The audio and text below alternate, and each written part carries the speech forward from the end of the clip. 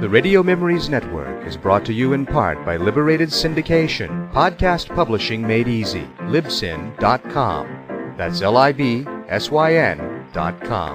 Welcome to the Old Time Radio Network Suspense Stories. Are you ready for a thriller, chiller, or the macabre? We invite you to enjoy stories that will keep you in suspense. We now go back to the early days of radio and our imaginations with our featured suspense presentation. Suspense.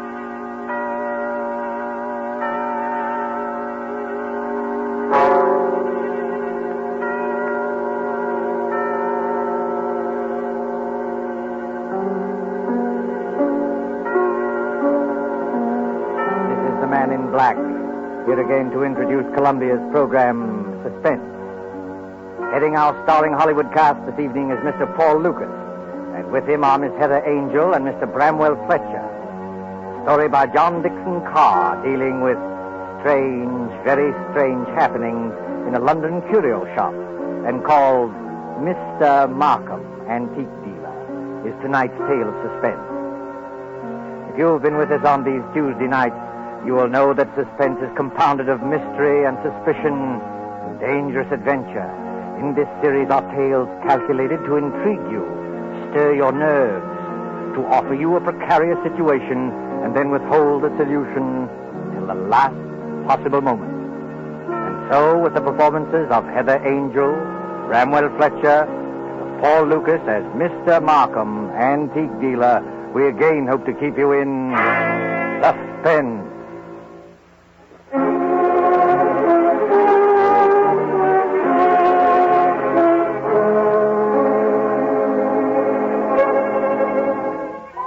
This is the story of a man who commits murder and gets away with it. Does the idea shock you? Do you believe that justice must always be done? But let's be honest with ourselves. You and I needn't be cynics to know that justice is very seldom done. Innocence flinches. Guilt is childlike and bland. Innocence is imposed upon. Guilt can encompass all things, even a successful murder. And I know this because I was the murderer, you say? Oh, no. Inquire at Scotland Yard. I was the victim. In Barn Street, not far from Piccadilly, there used to be an establishment, which in a less fashionable part of town would have been called a shop. On the windows, in letters as discreet as a visiting card, were the words, Charles Markham, Antique Dealer. Such a delightful fellow, Markham. Such a character. 30 years ago, yes, as long as that, this antique shop was a dingy place, despite deep carpets and crystal chandeliers. It rustled with the ticking of 100 clocks. It was shadowed by damascened armor and the loom of tall tapestries. And late one summer night, when the shutters were long closed on those windows, a four-wheeler drew up before the door in the gas-lit street.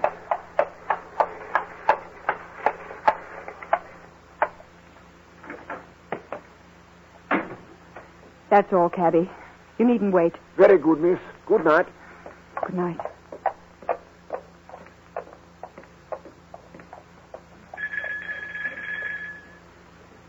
He must be here. He must be. I won't go back to that place. I'll kill myself first. Oh, look here, old man. You needn't be... Oh, I beg your pardon. And I beg yours. I'm not the person you were expecting, am I? No, madam. As a matter of fact, I was expecting a police officer. A police officer? Oh, merely an old friend who often drops in for a talk and a drink. You are Mr. Markham, aren't you? Yes, my name is Markham. Can I be of any service to you? I want to come in. I want to buy a present for somebody. Now, really, madam, this is hardly the time. Yes, I know it's late, but... It's nearly 1 o'clock, madam. Surely tomorrow morning will be... That'll be too late. This is a special occasion. It's a birthday present. That's it. A birthday present. I've got to deliver it before breakfast. And Sir George Lytle says this is the only place in London to buy antiques. Sir George flatters me. Won't you let me come in? Just for 5 minutes. Well, under the circumstances, madam, I think it might be managed. Now, one moment while I put some lights on. No. Please. That one little light will be enough. But you won't be able to see anything. That doesn't matter. I'll trust to your judgment. Just as you like. This way, madam. What's that? That noise. Oh, you mean the clocks, madam? There are more than 100 clocks in this room. I'm very fond of them. Don't they get on your nerves? Ticking away together like a nightmare? Striking the hours together? They don't strike together, madam. When the hour approaches, you will hear a musical din that lasts for some time. Might I interest you perhaps in a clock? No. I hate them. Now, all the same, this grandfather clock might amuse you. What about it? Observe the signature. Johannes Carver, Londini, Facet A.D., 1752. You could see better, madam, if you raise that veil. I'll keep my veil down, thanks. Well, just as you please. But look at the clock. I open the glass face like this. Then I push the second hand forward like this, and... 1 o'clock and all's well. 1 o'clock and all's well. What was that voice? Only the clock, madam, nothing more. The clock spoke. Clever, isn't it? A device of old John Carver, anticipating Mr. Edison's gramophone by more than 100 years. Oh, but you don't like clocks. No. May I ask whether the present is for a lady or a gentleman? It's for a man. Oh, has he some knowledge of antiques? Yes. I mean, Furniture, perhaps. Porcelain, bronzes, tapestries, weapons. he might be very much interested in weapons. Then I imagine his name is Mr. Ronald Gilbert. Now, will you tell me, Miss Ray, why you really came here tonight? So you know who I am. Naturally. You are Miss Judith Ray. And why did you come here? I wanted to see what sort of a man you actually were. Oh, and have you found out? No, but I won't go back to prison. I won't. As you will. But since it's to be a business conference, Miss Ray, and I imagine it is... Yes. Well, then suppose we go into my office, here at the back of the shop. Will you precede me? Thank you. Oh, you must excuse the dust covers I've put on the chairs here. I'm leaving for a holiday tomorrow, and the shop will be closed. When I return next week, Miss Ray, I shall expect the amount requested. In cash, of course. But I can't raise 2,000 pounds. You ought to know that. Well, your fiancé could raise the money, I imagine. Ron? Do you think I'd have Ron know where I've been? Or what I've been? It's better than having his father learn it, surely. Now, sit down, Miss Ray. I'd rather stand, thank you. Now, that's a very foolish gesture. But the ladies will do it. They think it gives them dignity and shows the disdain of the poor blackmailer. You see, I make no bones about it. I am a blackmailer. You seem rather proud of yourself. Why not? I am the one person in England, perhaps in the world, who has made it a large-scale business. Congratulations. And what is all life but blackmail? The child says, if you don't give me that, I'll scream. The grown woman says, if you go on behaving like this, I will leave you. Your sex, Miss Ray, are blackmailers from the cradle. You know, Charles Markham, I wonder... Yes? I wonder if anybody's ever hurt you very much. Hurt me? What do you mean? When you talk about the world and people in general, your face goes white under the eyes. You pick up that letter opener from the desk. Not a letter opener, please, Miss Ray. A Medici dagger. 16th century work. It isn't the money that really interests you. I don't understand. You hate the world.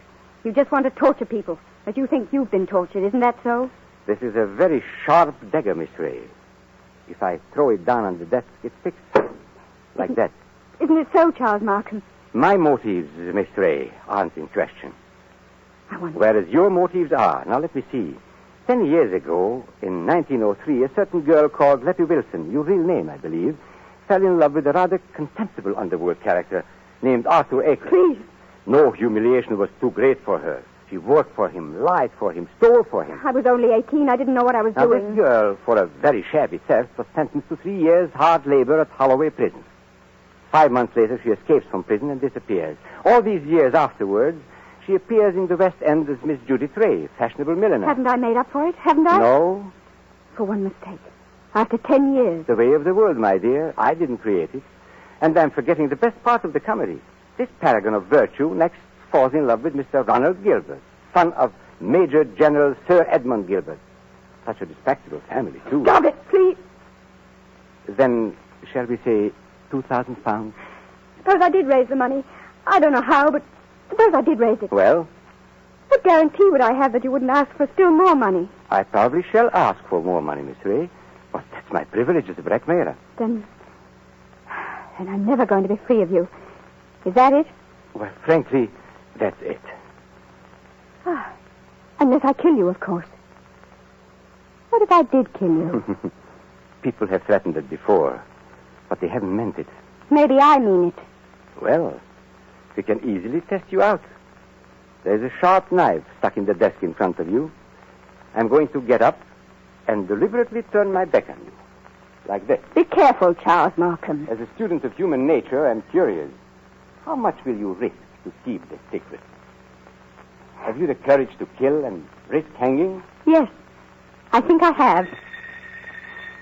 What was that? Now, aren't you glad you held back at the last moment, Miss Ray? I said, what was that? That, my dear, was the front doorbell. Probably my friend, Inspector Ross, from Wigmore Street Police Station. Come in, old man. Come on in. Make yourself comfortable. I'll be with you in a moment. You wanted me to attack you, didn't you? No, I was merely curious. And in any case, Miss Ray, it would be useless to kill me. Useless?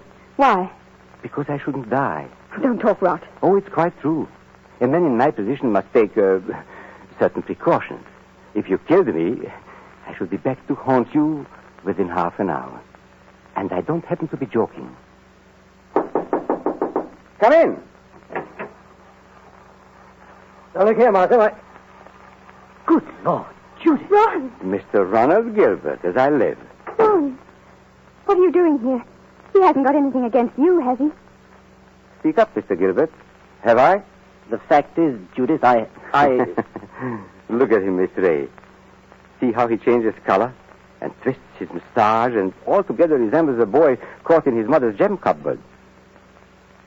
Perfect picture of a gentleman being a gentleman. Look here, Markham. I'm not very clever. You can always make a fool of me when you start talking, so let's stop talking. I brought the money. What money? Oh, merely my fee for keeping quiet about you. So you went to Ron, too. You told him about it. Naturally. If possible, always sell your wares in two markets. How much money? Never mind, Judith. I hoped I could do this without your knowing. How much money? 3,000. It's all I could raise. Has he told you who I am? And what I've been? Look here, Judith. Who the devil cares who you are or what you've been? I happen to be in love with you.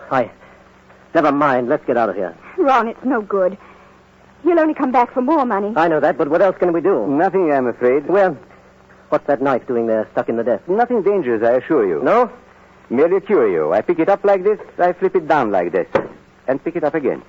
Miss Ray was very much interested in the dagger.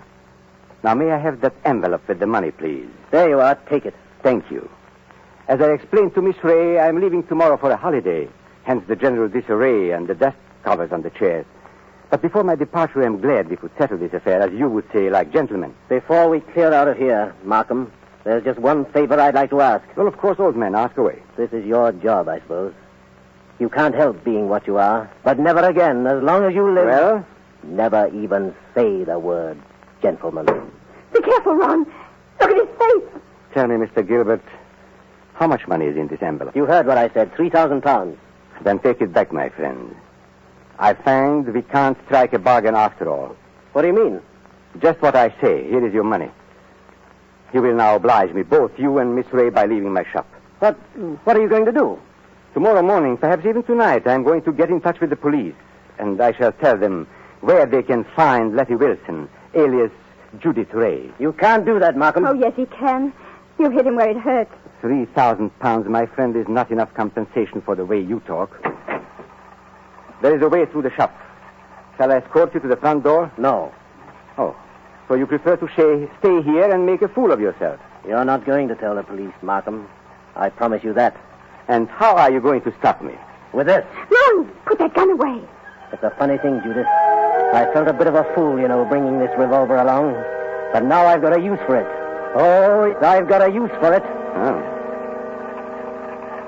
Maybe the best thing would be to go into the street now and call a policeman. You'll never get into the street, Markham. Are you following me into the shop? Yes. So both of you, it appears, came here under false pretenses. You said you wanted to pay me some money. The money's still here, but you've lost your chance to get it. And our dear Judith said she wanted to buy a present for you. I showed her this grandfather clock here, this talking clock. Don't go a step beyond that clock, Markham. I warn you. Nonsense, old man. You wouldn't dare shoot. Wouldn't I? No, and I'll call your bluff. 1 step. 2 steps. I know your whole silly side, my friend. You wouldn't risk it. No, you wouldn't. What's happening to me? Don't try and grab out of the clock, Markham. It won't save you. You wouldn't risk your life. You wouldn't risk your family position. You wouldn't. 1:15 and all's well. 1:15 and all's well. I had to do it, Judy. Don't you see I had to do it? Did you... Is he... Oh, yes. Yes, he's done for. I tell you, I had to do it. Keep your voice down. Why? That shot sounded like the crack of doom. I wonder if anybody in the street heard it. You mean the police? Yes, Ron. What in heaven's name are we going to do? Steady, steady. We'll find a way out. Maybe he's not dead, Ron. Go and look at him. He's dead, all right. Please, Ron. Go and look at him. Well? Shot through the heart. The bullet went clean through him and smashed the face of the grandfather clock. That's all I can see in this dim light. This isn't happening to us. It can't be I've got happening. to think, but it's hard to think. You see, Judith, I'm not in a rage any longer. I'm just numb and a little bit scared. You're not going to give yourself up. And have this whole thing made public? Not likely. Wait a minute. There may be a way out. What way? He said he was going for a holiday. Remember? Well, suppose he did. That gives us time. It means his absence won't be noticed. The shop will be closed. Nobody will come here for days. And certainly nobody will come here tonight. And... What's that? The police officer. I forgot the police officer. What police officer? A friend of Markham. Inspector somebody or other from Wigmore Street. He's inspected here tonight. Then we're finished. No, Ronnie. We're not finished. He can't see anything out there. The shutters are down and the door is covered. Could you pick Markham up and carry him? Yes, I could. Why? There must be a back way out of the shop, probably in the office. Hurry, Ron. I don't like to touch him. Hurry, Ron, please. He's as heavy as a sack of meal. He seems to be looking straight at me. I know. Everything here seems to have eyes and move a little in the shadow. Didn't you see the expression in Markham's eyes just before you... No, I didn't. He seemed to be looking behind us, or beyond us. I don't know how to describe it. And he said something, too, that scared me. He said he couldn't die. He said... Close the door, quick. This police officer, Judith, he can't get into the shop, can he? Of course he can. The front door isn't locked. That's true. What's wrong with me, Judith? I came in there that way myself. And there's no time to lock the front door now. Our only hope is through the back way. I thought I'd seen a back door and... Ah, there it is. Just a minute. I've killed a man. That means I'm a murderer. A fraction of a second. One tick of a clock in there. And you change from an ordinary happy person into what I...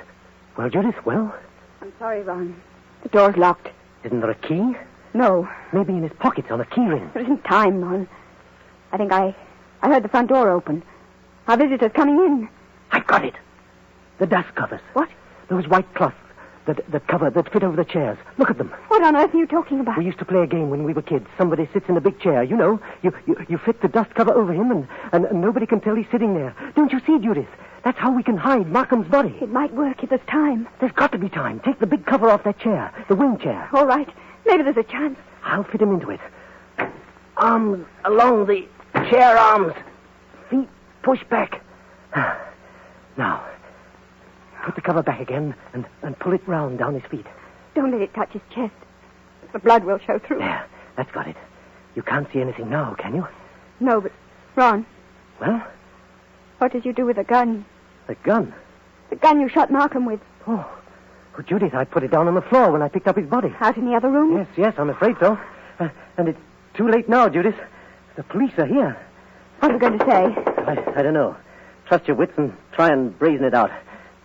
Yes? Come in. Good evening, Miss Ray. And good evening, Mr. Gilbert. Charles Markham? You're Charles Markham? Correct, Miss Ray. But why should that surprise you? Why do you look as though you were seeing a ghost? Because we are seeing a ghost. If you're Charles Markham, whose body is... Judith, be careful. Body, Miss Ray. Did you say body? Miss Ray's upset. She doesn't know what she's talking about. If you killed me, I should be back to haunt you within half an hour.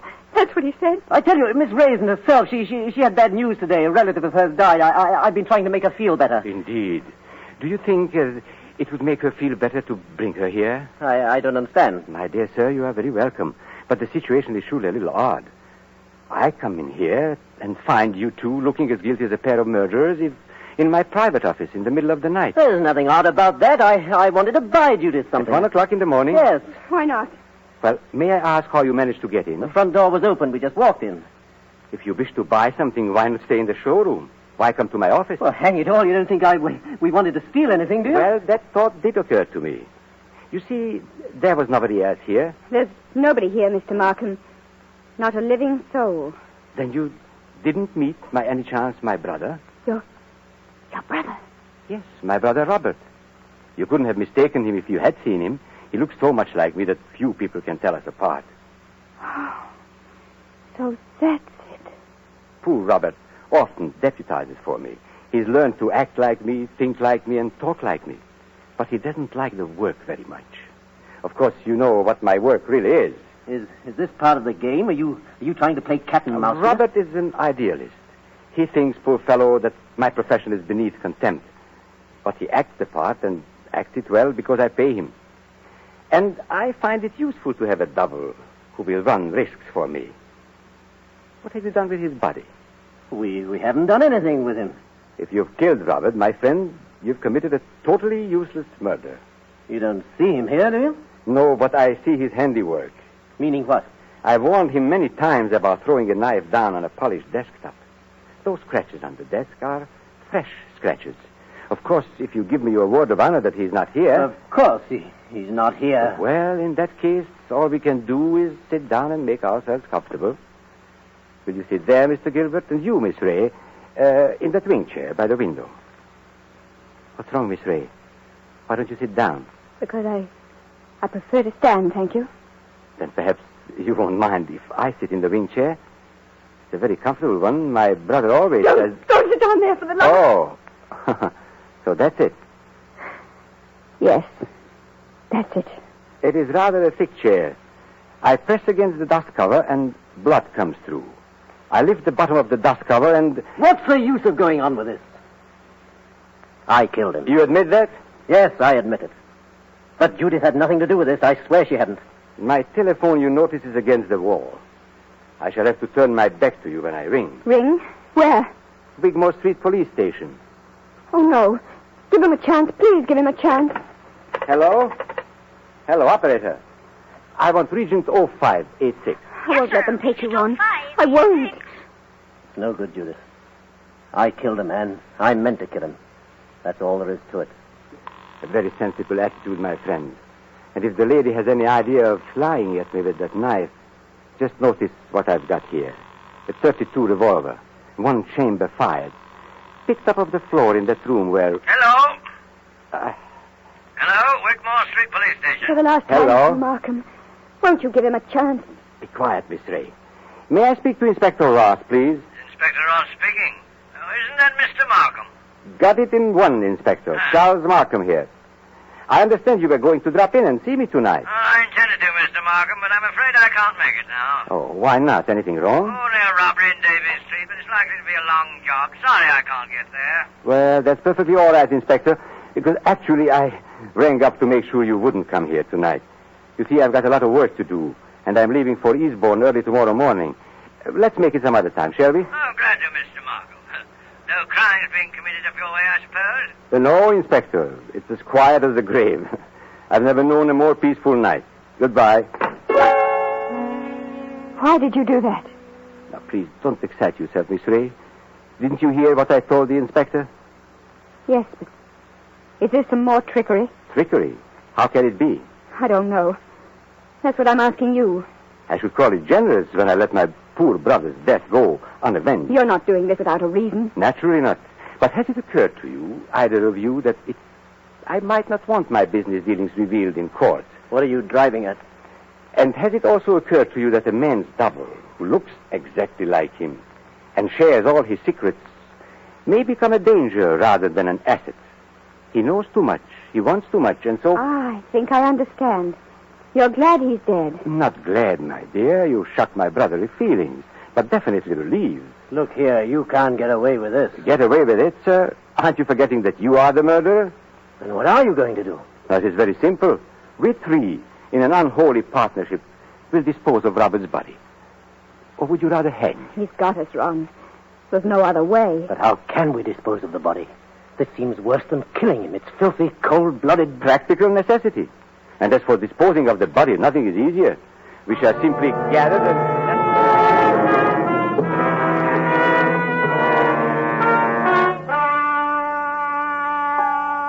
And so, as I said before, this is the story of a man who commits murder and gets away with it. Now, Ronald Gilbert looks back across the years and is still firmly convinced of his own guilt. But, of course, Gilbert never shot anybody. I was the man who committed the murder. Don't you remember? The bullet that killed my brother is supposed to have passed through his body and smashed the face of the grandfather clock. But that's an impossibility. The face of a grandfather clock is much higher than the heart of a man. You see, 2 shots were fired at the very same instant. Gilbert missed and smashed the clock face. I fired from the door of the office and did not miss. That was why my brother looked past those 2. I went out by the back door, locked it, and reappeared at the front afterwards. It was not Robert Markham who died. I am Robert Markham. It was Charles who died that night. And I killed him to stop forever the wholesale blackmail that was poisoning the lives and blasting the hearts of 1,000 half-crazed people. His records I destroyed, his correspondence I burned. He is dead and gone. I have assumed his name and identity ever since. I committed a murder. And yet, if you sat on a jury, dare you say that you would condemn me? Come now. Would you?